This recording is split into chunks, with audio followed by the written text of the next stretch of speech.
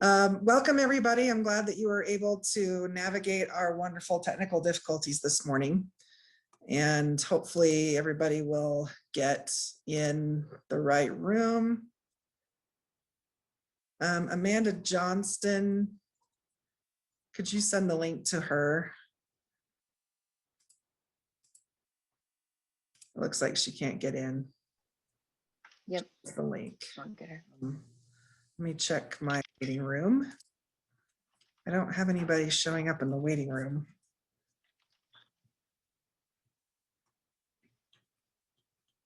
I'm not sure why she can't get in. Okay. Well, Alicia's going to work on that. It's amjohnston@dsdmail.net. Okay.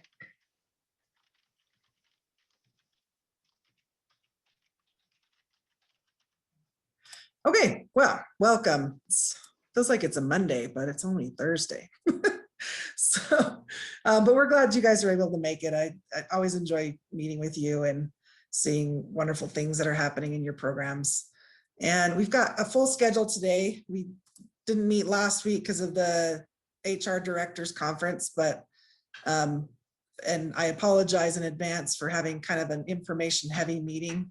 It'll make it easier for those who couldn't attend because they'll have more information instead of collaboration. But my goal next month is to dedicate most of it to collaboration time to make up for it. So hopefully be okay. And oh, looks like she's in. So a couple of agency updates. We've got quite a few things going on at USBE, and then we're going to be talking a little bit about policies and mentoring. We'll give you an update on our APPEL special ed program, and then we'll do some collaboration time on our pedagogical performance assessment. And my goal is to give you at least 15 minutes on that. So that's what we're going to aim for. As always, if you have questions, feel free to drop them in the chat. And I like to try and keep this casual. So if you have a question and want to ask it right away, that's fine. We'll just, or if you want to drop it in the chat, I'll keep an eye on that. Then we can do it that way. I'd like you to be able to ask questions when we're talking about the topic. So feel free to do that. All right.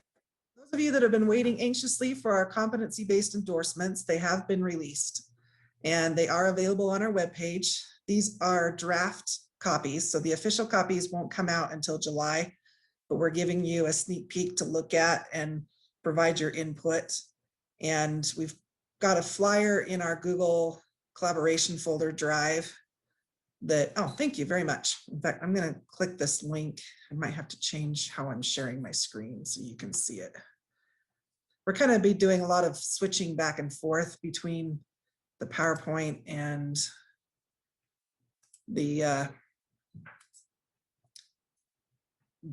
all the links that we've got for you. But this is it's on our webpage under Educator endorsements, and we have all of the elementary, secondary, specialists, gifted and talented, that you can look at. So the idea behind this was that they needed to have at least 2 options to meet competency. Usually one is taking a course like we've had in the past, and then the other one is something else. And each content area formed a committee. They brought in people from lots of different backgrounds to have a discussion about what skills and qualifications teachers need to demonstrate to be able to teach those particular subject areas and those classes. And then some of them are going to be very similar to the old ones. Some of them are going to be a little bit different. So every endorsement is unique, and but they follow the same outline in that they identify what the competency is that we are measuring, and then options on how to measure it. So I think this is going to be really great for us, particularly in APPEL programs, because it provides some flexibility for our candidates in being able to demonstrate that they've met those competencies. And Deborah's asking a great question. Who will sign off on the endorsement? Will it be the LEA or the APPEL director?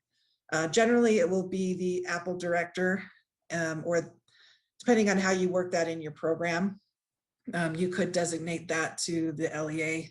because Deborah's working in a consortium. So that's part of the workflow chart that you guys submitted, is who's doing what, realizing it may need some adjustment now that we have this option.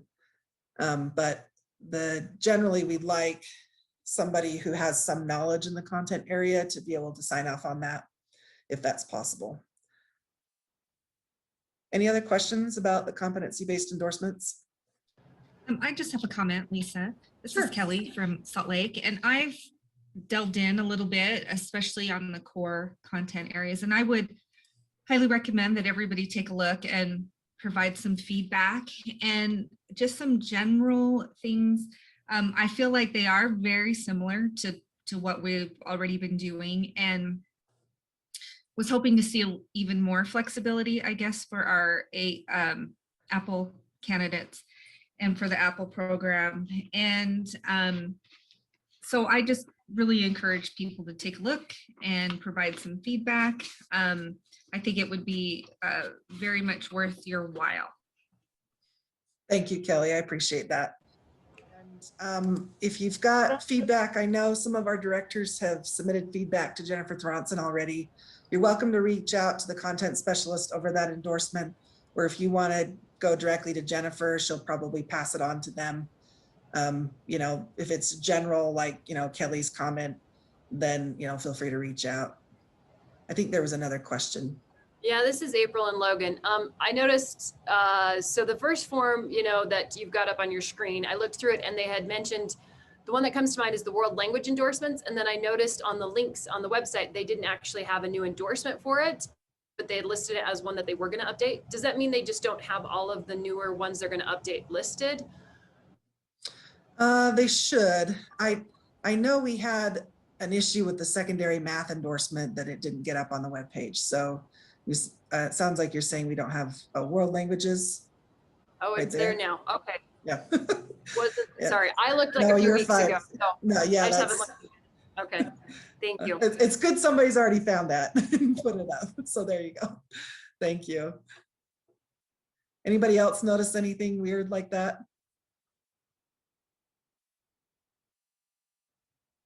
Lisa, I have a question. Yes. I'm just clicking through some of them. I noticed on the health endorsement, there's not a praxis requirement, but on quite a few of the other secondary ones there are. So is that not going to be consistent?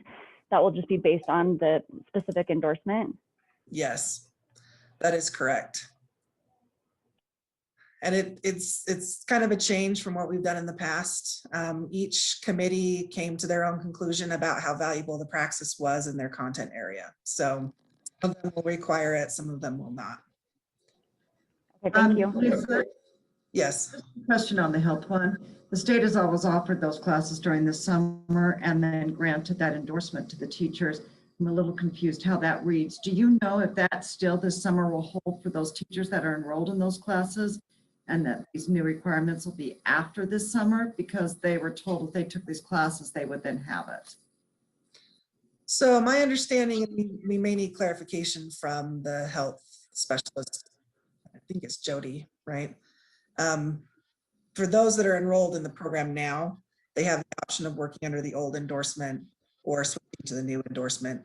For those that will be enrolling in your program starting in the fall, they're encouraged to start on the new endorsement form. So I'm assuming that they're still working under the old path, and that if they take their classes, they'll get their endorsement. Okay, thank you very much. Any other questions?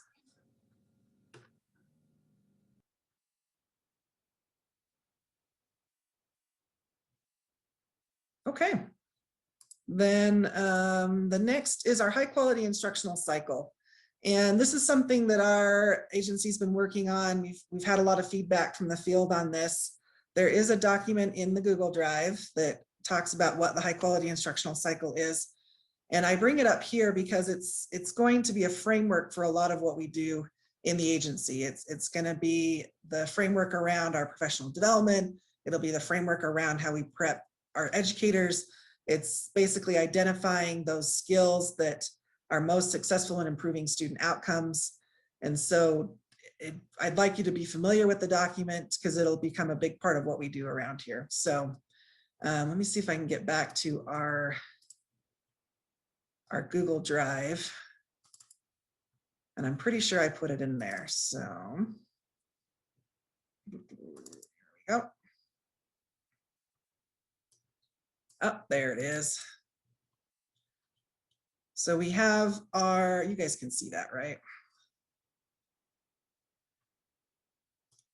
So it's basically like a cycle, and really you can start anywhere. But step 1 is setting those goals. Step 2 is planning instruction. Step 3 is delivering instruction, assessments, data reflection, and then adapting instruction. And it's very simple, things that we've been doing for years and years and years, but now we've got it outlined on here. One of these things is the competency-based, or the what is PCBS, or now I'm having a brain fart.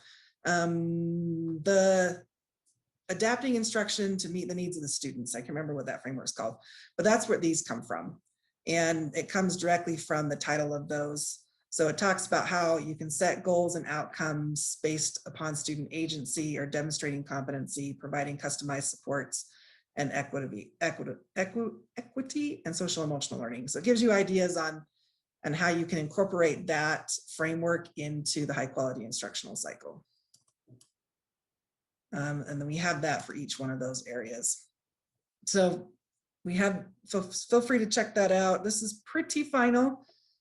We also have how this aligns to our pedagogical performance assessment, which I believe I also in the drive here. So our PPAT and the EdTPA are measuring instruction, and we went through and did a crosswalk on each of the different areas of the instructional cycle and how they're being measured in the PPAT or the EdTPA. So you could take a look at that and see, when, they pass the assessment, they're considered competent in these areas, or if an X means it measures all of the aspects of that, and slash means it's partially measuring that particular area. And then if it's blank, it doesn't measure it at all. So it's interesting to look at, and as we get through this process, I think we'll become familiar. We may need to adjust some things, but this was based upon the knowledge that we did. The universities were asking, how does it align to the pedagogical performance assessment? So dived in and did that. And then we have, this is the PowerPoint, right? Next, we've got our portrait of a first-year teacher. So some of you participated in these clinics where we gathered feedback from over 200 educators and stakeholders in the field. They provided the knowledge, skills, and dispositions that they felt like every first-year teacher needed to have. And then we sorted through that data and prepared. This is our draft document that was released, I think, 2 weeks ago. And it's in the public comment phase. So those of you that participated in the activity will probably be familiar with it. If not, I encourage you to take a look at that. We're also anticipating that this document is going to be a framework around how we are preparing educators in Utah. And if you'd like to provide feedback on that, there's a Google form here where you can submit that feedback. I'm going to pull up the document really fast. It should also be in your Google Drive. So the knowledge, they've identified content knowledge, MTSS, instruction, special ed knowledge, and pedagogy of learning, which is very similar to what we're currently doing, right? That they are expected to have general pedagogy, content knowledge, skills in assessment, communication, lesson delivery, less learning environments, customized support. This is all going to sound very familiar to us here in this teacher prep area. This one, I think, was the one that was the most interesting. We've talked about dispositions, but we haven't really talked about dispositions or measured it or evaluated it to the extent that some of these other ones have. And so this one we talked about, growth mindset and self-efficacy, high learning expectations for each student, ethical professionalism, reflective practitioner, emotional intelligence, diversity, equity, and inclusion. So this was a combination of all the feedback that we got from everybody, and they fell into these different areas. And then we provided these descriptions on each of these different areas. And so it's not meant to be entirely inclusive, but to represent the majority of the feedback that we got. And if you would like to provide feedback on that, feel free to drop it in the Google form that's in the PowerPoint. I'll send the PowerPoint out shortly after this presentation. And then I'm also going to create some folders in our Google Drive where you can get the materials in the PowerPoints and also the links to the recordings. Okay, let me go back to the PowerPoint. Any questions on the high quality instructional cycle or portrait of a first year teacher?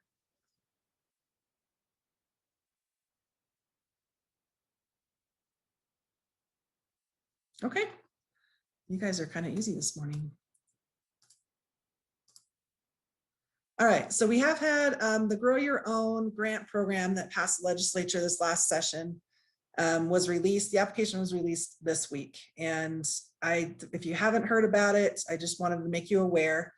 The idea behind the program is to identify people in your LEAs who are working in a paraprofessional position or in a school counselor assistant or a school counselor intern position, and providing financial assistance to them as they are earning their requirements and their degrees to become a teacher or a school counselor. And we'll be holding a technical assistance webinar on April 27th that will get into all the details about that program. The reason why I bring it up here is because I know when we work in licensing and teacher preparation that we're kind of the first line of defense when people have questions about that process. So if you're not familiar with it, feel free to check out our webpage. Whoops, I didn't put the link to the webpage. Alicia, would you be able to pull that up and put the link to the webpage in there? The webpage has the application, the frequently asked questions, the scoring guide, the links to the board rule and the bill, so you can see the definitions there. The big one is the application is due May 21st. And generally what happens is that you'll identify these candidates. They may be recommended by their building principal, and then someone in the LEA will submit the application on their behalf. And then we will sort through the applications. We've got a committee that's going to be looking at that, and they can make a decision on whether they will fully fund your request, partially fund your request, or deny your request. And a lot of that just depends on what kind of applications we get. The idea is that we're accepting application cohort 1 this year, and it'll include 2 years worth of funding. And then next year we'll do cohort 2. Hey, Lisa, I don't have those 2 links if you don't mind sharing with the group. Sure. Let me see. Thank you. We'll pull it up in just 1 second. Information page in detail. Okay. All right, maybe I'll just take it to. Need to get a link to this on the licensing page. It's actually housed in the student support area. So I just go to the board and go grow your own. And it's usually the second thing that pops up under grant programs. There we go. There's the link. And I'll update the PowerPoint with that when I send it out. So here's the web page, and we're updating these frequently asked questions all the time. So hopefully either you'll attend the webinar on the 27th, we'll record that and post it on the web page, or the frequently asked questions. If not, feel free to reach out. Kim Herrera is our school counseling specialist.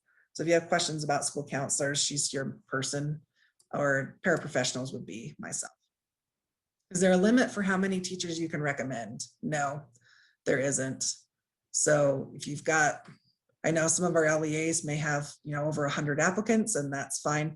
There is a limit of how many we can fund. So feel free to offer up as many names as you can, as much information as you can, and we'll use that information to make our decision. Will the information session be recorded? Yes, we intend to record it and share it on the webpage when it's available. Any other questions about Grow Your Own? Okay. Oh, whoops, I think I went too far back, previous. Okay, so we've had some questions about Apple policies. I know that COVID happened and we've had this new program and some of us are still trying to get our feet wet, but now that we've been in this for a couple of months, I'm again encouraging you to have a written policy that you can share with candidates and with stakeholders from your LEAs about how you run your Apple program.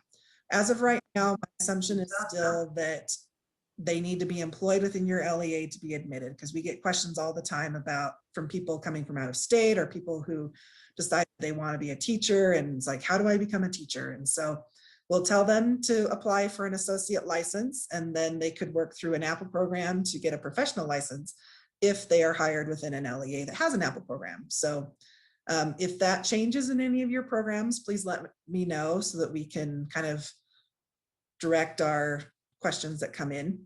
In addition to what you had to work through to get approved for your program, things like providing coursework and the professional learning plan and mentoring and clinical experiences, it would also be good to identify, does the applicant need to be employed within your LEA? Do they need to have an associate license to qualify?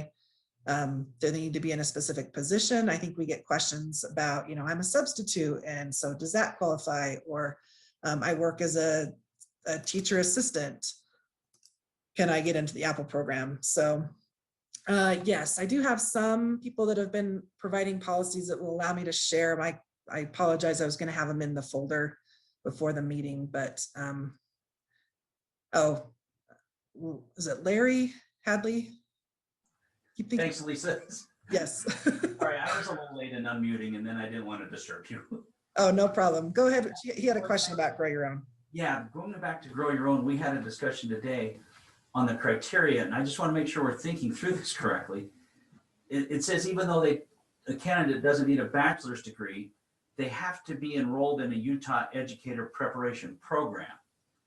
And some of our universities aren't going to allow you in the education program until you've completed certain criteria in the university. So that's really why we're looking at the 2 years. But another criteria says that they also have to look at all other funding resources like the FAST Fund. So when we select our candidates, they actually have to be in an education program, have to look at all their other sources. So our list went from 100 to like 2. Oh. Am I reading that right? Yes, it is a good assumption. We've had a lot of our universities reach out because they're recognizing that this can be a good way to recruit for their programs. In the bill, it specifically says that their preparation program needs to be flexible in providing that coursework outside of work hours. So it could be, in the evening or during the summer. And so we've been talking to the universities about that. A lot of them have those kind of alternative type programs already. I know when Davis was doing their pilot program, they worked with Weber and with Utah State in each program calls it something different, but they have reached out to us and we are encouraging them to reach out to you to provide some kind of a pathway, that we're, okay, so we've got these people that need to be in a program and it may be different than their regular education program, that they may not have the same, requirements and regulations, but they're technically in a program. So if you've got questions about that, we can definitely work through that with the universities, and but they do need to be enrolled in some type of educator prep program. If they've already got a bachelor's degree, being enrolled in an Apple program is considered the same thing. Although the program is specifically geared towards those that don't have bachelor's degrees, because there's it's a population of people that we haven't been able to serve yet. So that would require, they're going to have a bachelor's to get their license. So it'll require us to work with the universities and hopefully get some programs that'll be flexible in allowing them to continue to work. So one of our screening criteria then we could then ask them, are you in a professional teaching program? Because if they say no, then they really don't qualify to be a candidate. Yeah, well, they would need to be enrolled by, the plan is that we would award the applicants the LEAs, we would divvy out the funds hopefully by July 1st. So you will have that in your account already. And then by October, we're hoping to have all of that finalized, so if you've identified a candidate who's not enrolled in a program yet, but you think they can get enrolled by September, August, then that would definitely count. Thanks, Lisa. Mhm.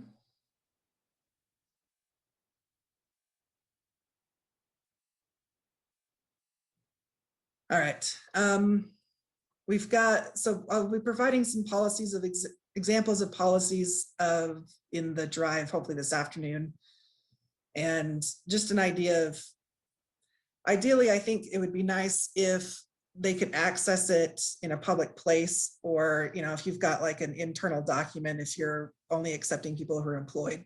And so it's something that you access that way. And to be completely honest, it's something that we're also thinking about at the state. So I'm probably working on an APPEL director's handbook that you guys can use that hopefully will help us as we answer some of these questions that we've had over the last couple of months. I know. Okay. Oh, this is the next one, right? Mentors.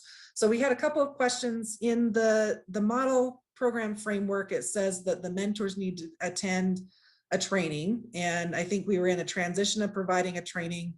And then I never followed through when we had our new training. So we do have a mentor competencies canvas training. The mentors need to attend some kind of training, whether it's the USBE canvas training or whether it's a training you provide. It doesn't matter, but they do need to have some kind of training. And we haven't talked a lot about mentors in the APPEL program, but it is something that's been coming up as we've been defining a mentor for the Grow Your Own program, and we've been defining mentors as far as the high quality instructional cycle and preparation of a first-year teacher.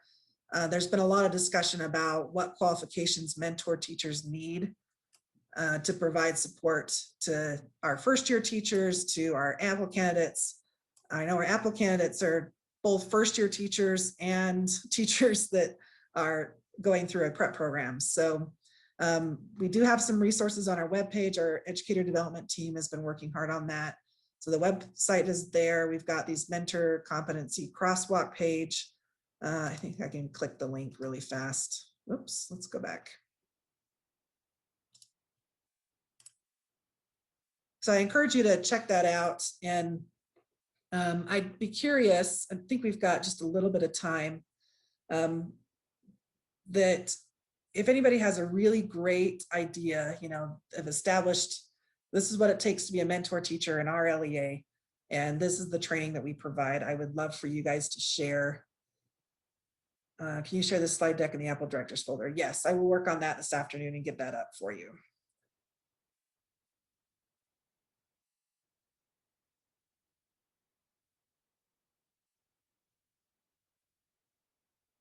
Does anybody have some really great mentor stories that they want to share? I don't have a really, that's not a really great mentor story, but we are in the process of revamping how we involve our mentors with our new teachers. So because of this and these competencies and things, so starting this year, I had all of my mentors do the mentor competency canvas training.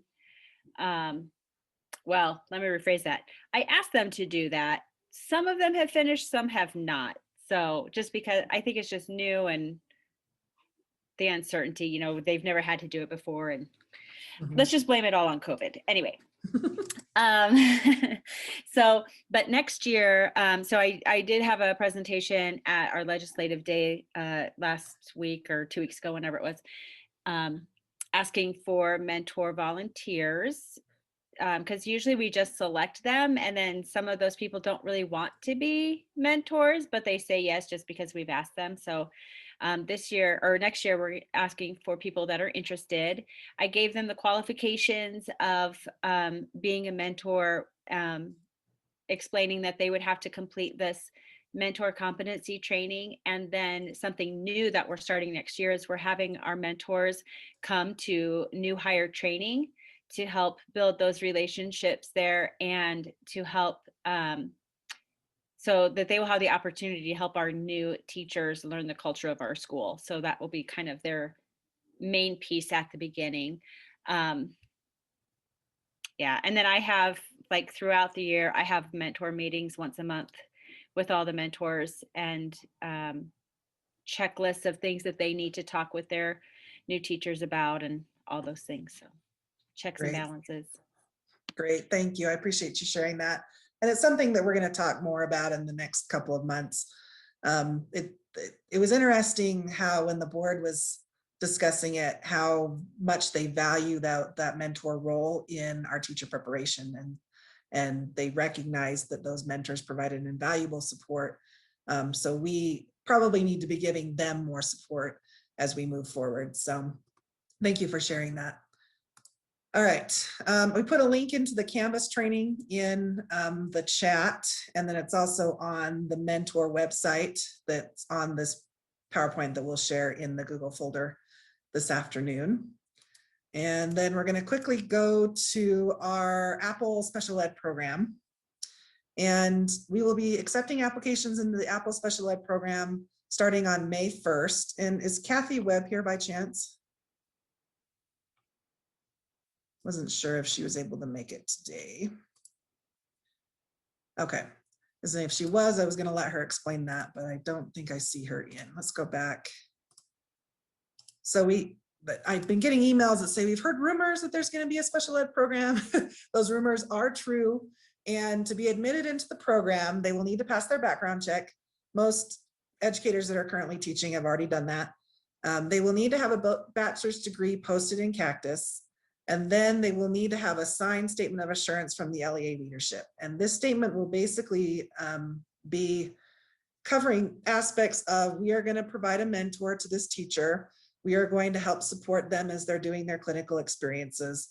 And that's about it. So as we were discussing what role the LEA is going to play in this program, we recognized that we didn't want to limit our candidates to just those that are in an approved APPEL program, but they will need to have some kind of a assurance from the LEA that, because there's things that you guys can do that we can't. So Kathy is working on that letter.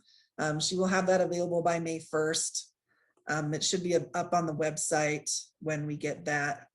And they'll just need to get it signed by, I think it's the HR director and then the school principal. And then once they submit that, they'll get a tentative, say you've been accepted into the program, because part of that is, yeah, we'll send an announcement out when we've got that posted. They've been accepted pending they've been approved for their associate educator license. One of the new requirements for an associate educator license special ed is they need to be enrolled in a program. But we wanted to make sure they qualify for the license before they're officially accepted. So it's this kind of back and forth. So they'll get a letter that they'll be able to attach to their application when they apply for the associate license. So once they've submitted their statement and then they've got that letter, they can start their process to applying for an associate license, which is the next slide. There we go. So starting June 7th, the requirements for a special ed associate license will be a little bit different. Up until June 7th, we have only issued associate licenses in special ed if they were currently enrolled in a Utah program. But realizing that special ed has some special needs, we have changed the requirements and the board approved those this month. And so they'll need to have a bachelor's degree or be enrolled in an educator prep program that leads to a bachelor's degree. They will need to pass their background check and their ethics review. They will need to pass the Praxis 5001, which is elementary ed multiple subjects. And that's considered their content knowledge for special ed. They will need to complete the associate educator license Canvas modules. Unless they are already professionally licensed in another area, then they won't need to do that. But they will need to do the special ed law training course in Midas. And then they will need to be enrolled in a special ed educator prep program that leads to a standard level 2 license as defined by NASTIAC. That verification of enrollment will need to be attached to their application. So if they are enrolled in an out-of-state program that leads to a special ed license, level 2 license like Grand Canyon, they could get an associate license here in Utah in special ed. The special ed law course number. Oh, that's a good question. Lisa, Yes. in the past, the universities could contact the state and work with the state to get that associate license. Are you saying that we would now need to do it? Because I do have a teacher in Grand Canyon that are working on their masters. And in fact, I have 2 that are in special ed. And I was told by Kathy when I talked with her that it was going to be passed that there would be the drop down that they could put that they're in a university course. And is that different than what was passed? So the requirement to be enrolled in a program is still the same. So now Grand Canyon will count as an official program. The trick is that we would need verification that they are enrolled in that program to be able to issue the license. So we are encouraging. They Yes. wouldn't apply, the Grand Canyon doesn't work with the state. You're saying that as an LEA, we have to get verification that they're enrolled, or they have to get verification they're enrolled and then apply to the state for their license themselves, or do they have the university work with the state? I would have the candidate university, because I know the universities won't give out that information to anybody but the candidate. So the candidate will need to contact their university registrar's office and get a letter, or even the department chair could do this and say, yes, this person is enrolled in our program. And then they will attach that letter to their application when they apply for the license. I think the only thing the LEAs will need to do is just tell them what this process is and direct them to the webpage to do that. So we plan on having all this up on our webpage by next week.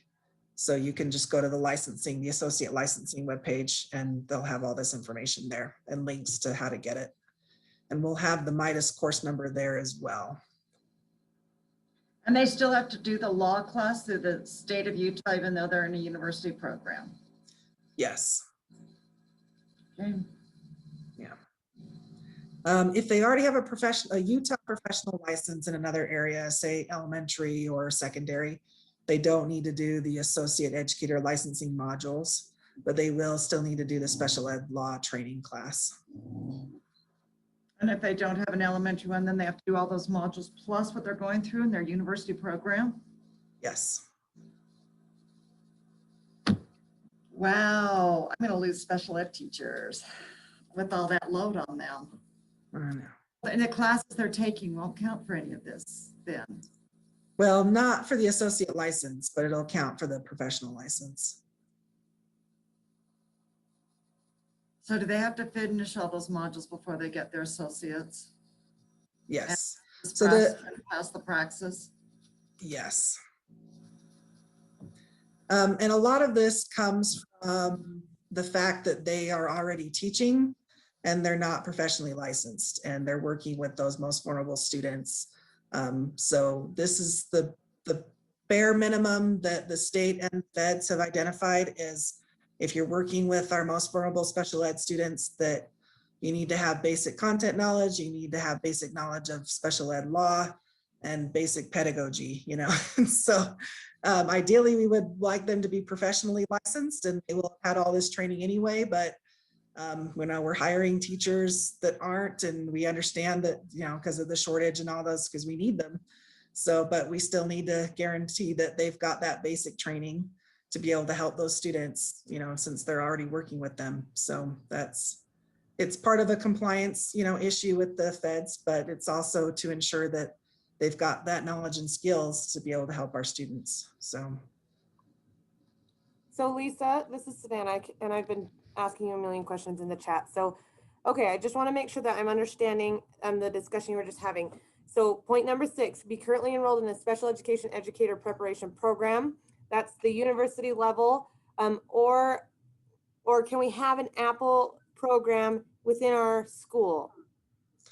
not within your school. So that's part of the APPEL S program, is if they are wanting an alternative route to the traditional license or traditional pathway, which is usually a university, they can enroll in the state APPEL S program. Okay, and so the only, so I'm a little bit confused on what the difference is. So they get their associate license by following the points number 1 through 5, basically.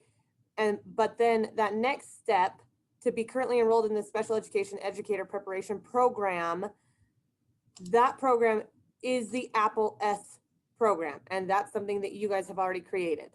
Yes, So that is correct. So as long as they're in the APPEL-S, this one that you just opened up to, Mhm. as long as they're enrolled in that one, that's when they're basically doing the intensive stuff here where we've signed the license or the assurance letter. So they really don't need to go back to a university. We're not saying that. We're just saying that they need to be involved in this Apple SPED program. Yes. And Okay. Kathy Webb's the director of that program. When they get enrolled in that program, Kathy and her team's going to be doing the same thing that you guys do with your candidates. They're going to be reviewing their transcripts. They're going to be creating their professional learning plan. They're going to be supporting them and demonstrating their competencies or signing up for courses or whatever it is, that they'll need to do. And then they'll be tracking their clinical. Mostly it'll be asking you for an evaluation. So you will need to evaluate them and share that information with the APPEL-S team.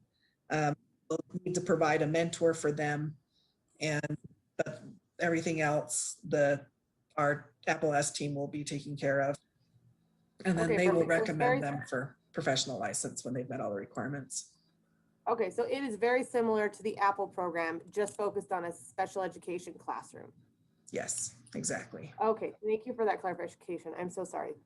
Oh, you're One more. fine. That's a great I have question. one more question, if I could. So if they have a bachelor's degree, does it have to be in elementary education? So if they're a professional licensed teacher in any area in the state, then that would count for it. Then do they have to do the praxis or not?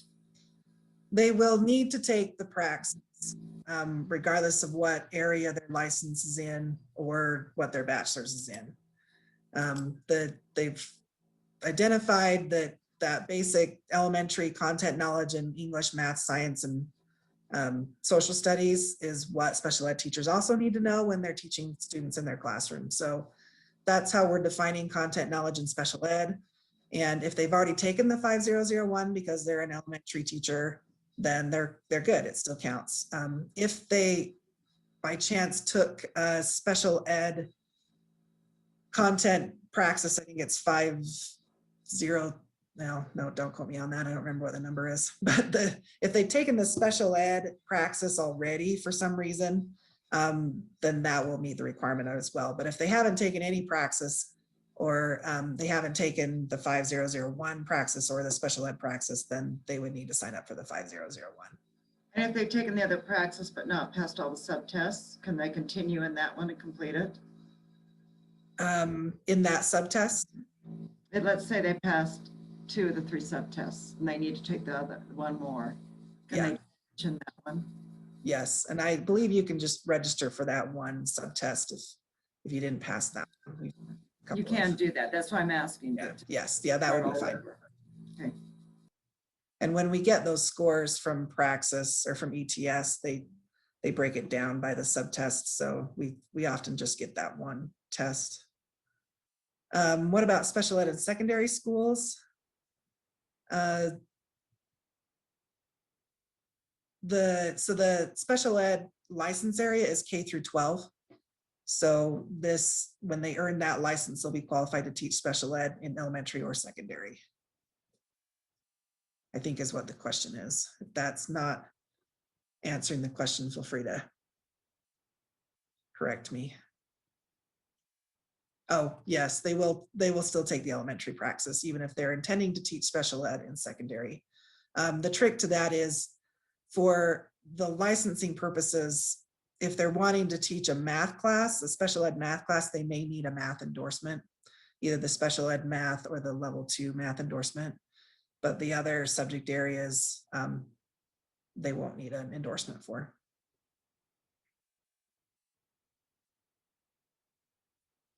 Okay, any other questions? Yes, I have one.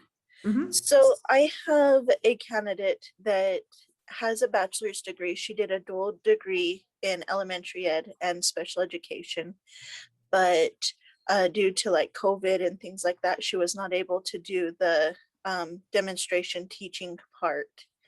So how would that work for her? Would she be doing the APPEL program and the APPEL S, or how would you suggest to move forward in that situation where it's a dual licensure?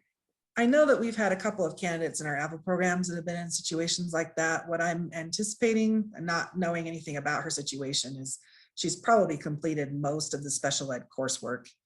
And when she applies for the APPEL S program, she would need to qualify for the associate's license. So she'll need to pass the praxis and do the modules. But once she gets into the program, we'll review her transcripts and realize that she's got all of her coursework done. So she just needs, and she's met the content and the general pedagogy, and that she probably just needs to finish her clinicals. And so we'll work with your team, you know, and say, okay, you'll be evaluating her, and then we'll be collecting evidence that she's met those clinical competencies that are outlined in board rule.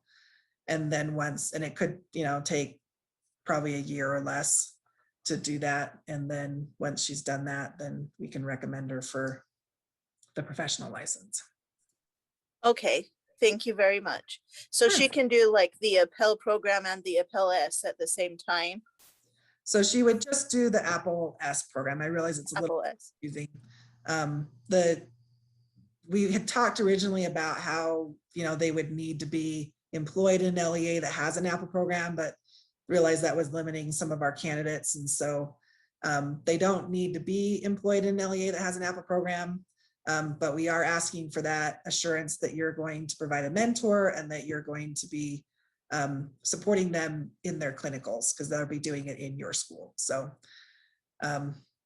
that's kind of the basic assurance that we need from the LEA to get them into the program. And then they will be officially enrolled in the APPEL S program, and the state will run that and recommend them. And we would like to do that as much as we can in collaboration with you, because realizing you're invested in these educators as well. So if you've got questions about communication, that's something we can definitely work through. And it's kind of a new process for everybody, right? So Okay, thank you very much. patience. Yep. Okay, any other questions about the special ed APPEL program or associate license in special ed? Lisa, just a comment. Mhm. The certificate, they receive a certificate after they finish their APPEL S program, not necessarily a license. Is that correct? No, they would receive a professional educator license when they've met all the requirements. That's okay, but the candidates need to realize that that's only good for Utah. If they move outside of the state of Utah, they may not.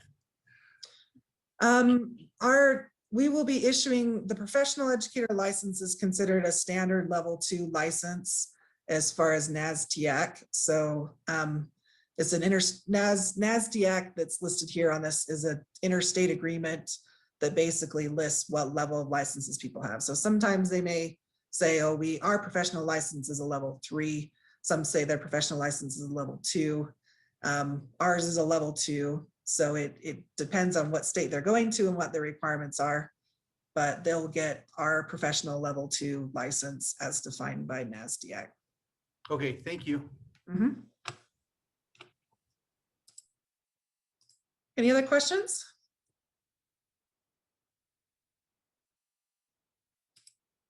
Okay, I think we're on collaboration time. So hopefully the first task is, do you remember which PPA you have chosen?